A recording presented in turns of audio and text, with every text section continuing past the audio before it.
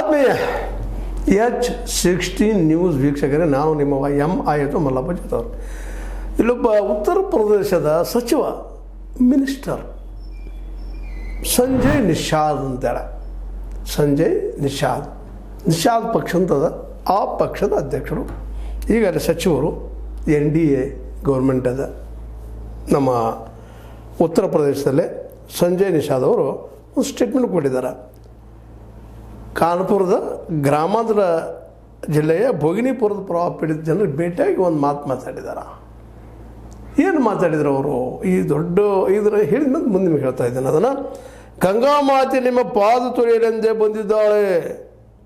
ಮಾತೆಯ ದರ್ಶನ ಮಾತ್ರದಿಂದ ನೀವು ನೇರವಾಗಿ ಸ್ವರ್ಗಕ್ಕೆ ಹೋಗುವಿರಿ. ಆದರೆ ವಿರೋಧ ಪಕ್ಷದ ನಾಯಕರು ನಿಮಗೆ ತಪ್ಪು ಮಾಹಿತಿ ನೀಡುತ್ತಿದ್ದಾರೆ. ನೀವು ಸ್ವರ್ಗಗೊಂಡಿದ್ದೀರಿ, ವಿರೋಧ ಪಕ್ಷ ಸುಳ್ಳು ಆರೋಪ ಮಾಡತ್ತೀರ. ನೀವೇನು ಪರವಾಗಿ ಸಿಕ್ಕಿದ್ರಿ, ಹೋಗ್ಬಿಡ್ರಿ ಮ್ಯಾಲ. ಏನಿಲ್ಲ, ಒಬ್ಬ ಸಚಿವ ಒಮ್ಮೆ ನಗಬೇಕು. ಇಂಥ ಸಚಿವರಿಂದ, ಇಂಥ ಸಚಿವರು ನಾವು ಪಡೆದಿದ್ದೀವಿ ಅಂತ ದುಃಖ ಪಡಬೇಕು ಅಂತ. ಪಾಪ ಮೇಘಾ ಸ್ಫೋಟದಿಂದ ಉತ್ತರಾಖಂಡ ಮತ್ತು ಉತ್ತರ ಪ್ರದೇಶ, ಉತ್ತರ ಕಾಶಿ, ಅಲ್ಲಿಯ ಜನ ತತ್ತರಿಸಿ ಹೋಗಿದ್ದಾರೆ ಆ ನದಿ ದಾಳಿಗೆ. ಮೇಘಾ ಸ್ಫೋಟ ಅಂದ್ರೆ ನಮ್ಗೆ ಕಲ್ಪನೆ ಬರೋದಿಲ್ಲ ದಕ್ಷಿಣ ಭಾರತದವ್ರಿಗೆ.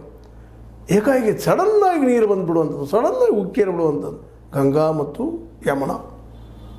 ಅದರ ಪಾಪ ಈಗ ಬರುವಂಥ ರಿಪೋರ್ಟ್ ಪ್ರಕಾರ 50 ಜನ ನಾಪತ್ತೆಯಾಗಿದ್ದಾರೆ, 5 ಜನ ಸಾವಾಗಿದೆ ಅಂತ ರಿಪೋರ್ಟ್ಸ್ ಇದ್ದಾವೆ. ಅನೇಕ ಮನೆಗಳು, ಅನೇಕ ಗುಡಿಸಲುಗಳು, ನದಿ ದಂಡೆಯ ಅನೇಕ ಕಟ್ಟಡಗಳು ಕೊಚ್ಚಿ ಹೋಗಿದ್ದಾವೆ ಅಂತ ಹೇಳ್ತಾ ಇದ್ದಾರೆ. ಆ ದಾಳಿಗೆ ಉತ್ತರ ಕಾಶಿಯಲ್ಲಿ ಜನ ತತ್ತರಗೊಂಡಿದ್ದಾರೆ. ಇಂಥ ಪ್ರಸಂಗದಲ್ಲಿ ಈ ಸಚಿವ ಮಹಾಶಯ, ಅದು NDAದ ಭಾಗ, ಇವತ್ತು ಮಾತಾಡ್ತಾ ಇದ್ದಾರೆ. ಗಂಗಾ ಮಾತೆ ನಿಮ್ಮ ಪಾತ್ರವಾಗಿ ಬಂದಾಳೆ, ನಿಮ್ಮ ಸ್ವರ್ಗಕ್ಕೆ ಕರ್ಕೊಂಡು ಹೋಗಿದ್ದಾರೆ. ಇದು ಇಂಥ ಸಚಿವರಿಂದ ನಾವು ಏನನ್ನ ನಿರೀಕ್ಷೆ ಮಾಡಲಿಕ್ಕೆ ಸಾಧ್ಯ ಅಂತ. ಅಲ್ಲಿ ಪರಿಹಾರ ಮಾಡಬೇಕಾಗ್ಯದ, ಜನಕ್ಕೆ ಅನುಕೂಲಗಳು ಮಾಡಿಕೊಡ್ಬೇಕಾಗ್ಯದ. ಇದು ಯಾಕಾಯಿತು, ಏನಾಯಿತು, ಇದಕ್ಕೆ ಪ್ರತಿ ವರ್ಷ ಒಂದಿಷ್ಟು ಆಗ್ತಾನೆ ಇರ್ತದೆ ರೀ ಉತ್ತರ ಭಾರತದಲ್ಲೇ. ಮೇಘಾ ಸ್ಫೋಟ ಆಗಿರ್ಬೋದು, ಮತ್ತೇನೂ ಆಗಿರ್ಬೋದು.